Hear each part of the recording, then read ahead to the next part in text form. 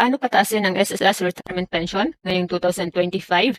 Ang pag-uusapan natin sa video na to ay tungkol sa SSS Pension Booster, kung ano ang SSS Pension Booster, kung magkano ang hulog at kung paano sumali o mag-enroll para makapaghulog or para madagdagan ang iyong pension pagdating ng iyong retirement.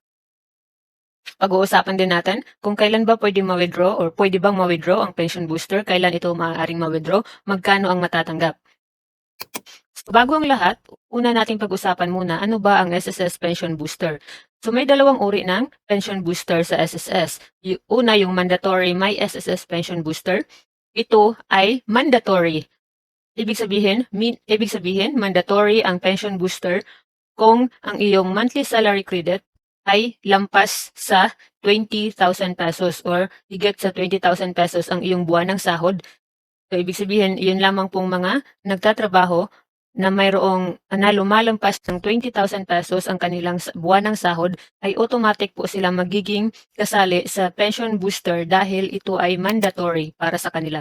Ibig sabihin ng mandatory ay kailangan talaga nilang maghulog ng pension booster. Pangalawa ay ang voluntary My SSS Pension Booster. So voluntary siya, ibig sabihin, depende lang sa iyo kung gusto mong sumali, kung gusto mong mag-enroll sa pension booster para madagdagan ang iyong retirement pagdating ng iyong retirement age. So ito yung tinatawag na WIZEP Plus dati. So ngayon, tinatawag na siyang SSS Pension Booster. So ang voluntary My SSS Pension Booster ay pwede sa lahat ng SSS members na new applicants. So kahit yung mga bagong aplikante, kapag ikaw ay nag-apply ng SSS number, ay automatic i-enroll ka na nila sa pension booster. Pero syempre, depende lang sa'yo kung maghuhulog ka. Basta ikaw ay naka-enroll na. Pwede rin ang mga SSS members na mayroong 1-month contribution, yung kakastart pa lang. So pwede na kaagad mag-enroll sa My SSS Pension Booster. Pangatlo, kailangan ang SSS members ay walang final benefit claim na naka-file. So halimbawa, kung mayroon ng death benefit claim na naka-file or pension claim, so hindi ka na maaaring mag-enroll sa My SSS Pension Booster. Magkano naman ang dapat ihulog sa pension booster? So ito ang pinaka-importante at maraming nagtatanong, magkano ba ang dapat ihulog sa pension booster?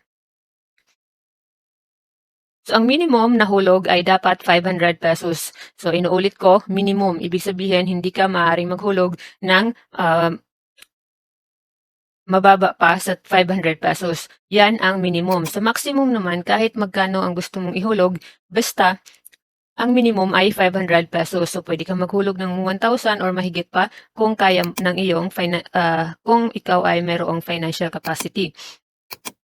So paano naman mag-enroll o sumali? Kasi tayo mga voluntary, so kung gusto nating mag-enroll or sumali, ang voluntary nga pala ay available siya kahit sa mga OFW.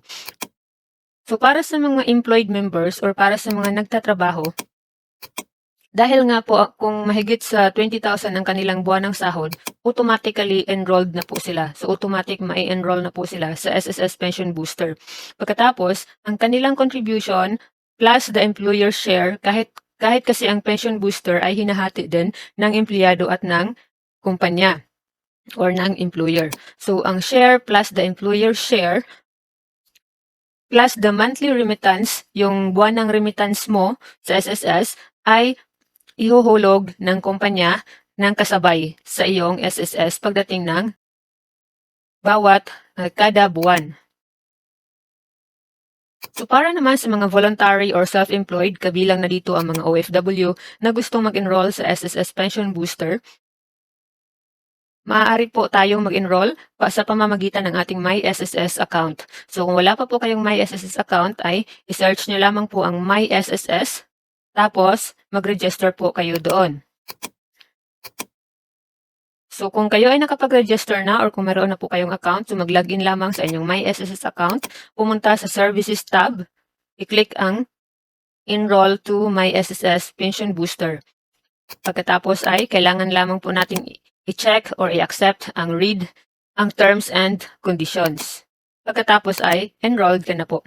So dito sa ating My SSS account, makikita natin na kapag nag-generate tayo ng PRN, So makikita natin dito na kung naka-enroll na tayo sa SSS Pension Booster, kung gusto nating maghulog ng pension booster, kailangan ay i-check po natin ito, tapos lagyan po dito ng kung magkano ang iyong ihuhulog. So again, ang minimum ay 500 pesos. So kung i-click po natin ito, makikita po natin na ang pagpipilian ay 500 pesos at mahigit lamang sa 500 pesos. Dahil nga po, 500 pesos ang minimum. So sa mga voluntary members nga po pala, ang paghulog ng pension booster ay dapat ay kasabay sa paghulog natin ng ating buwanang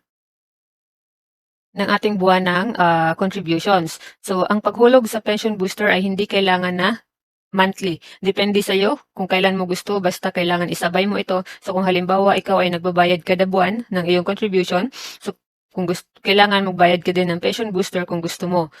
Ang iyong hinuhulog po na pension booster ay mayroon din pong interest rate. So tutubo po ito ng last year ay 6.97% ang tubo sa mga voluntary retirement savings. Pero this year, ang target po ng SSS ay mas mataas pa at target po nila ay 7.2% interest rate para sa ating pension booster. Ang pension booster po kasi ay para lamang siyang savings na magagamit mo later or madadagdag later sa iyong retirement pension.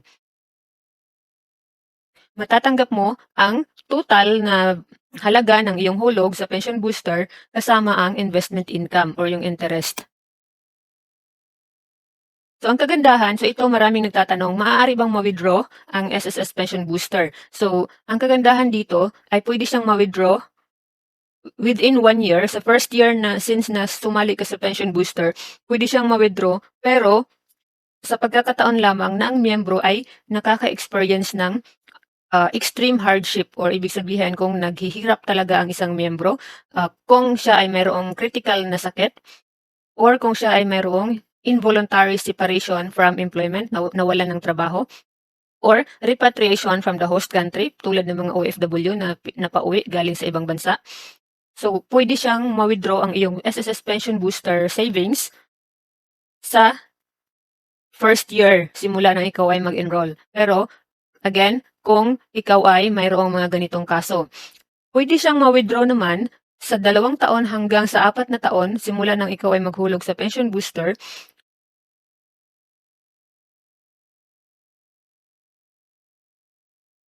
Partially or in full. So pwede mong i-withdraw ang partial lang na amount, pwede din na i-withdraw mo lahat after 2 to 4 years. So pero mayroong bawas sa income sa investment. So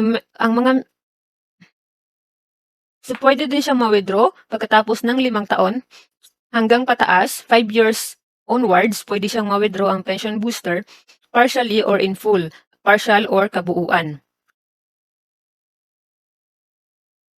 At walang bawas sa investment income.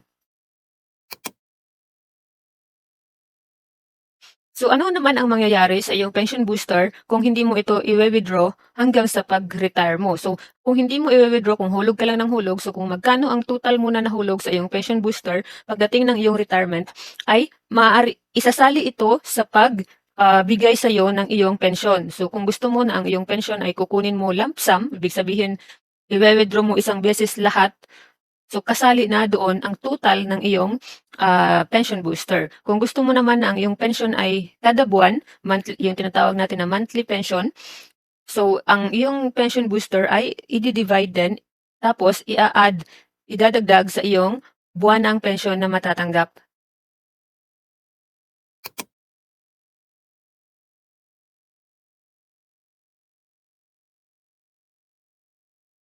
And that's all for this video. Sana po ay meron kayong natutunan sa pension booster at sana ay makapag-umpisa na po kayong mag-enroll at maghulog ng inyong pension booster para pagdating ng inyong retirement ay meron kayong dagdag na savings para pangdagdag sa inyong monthly pension.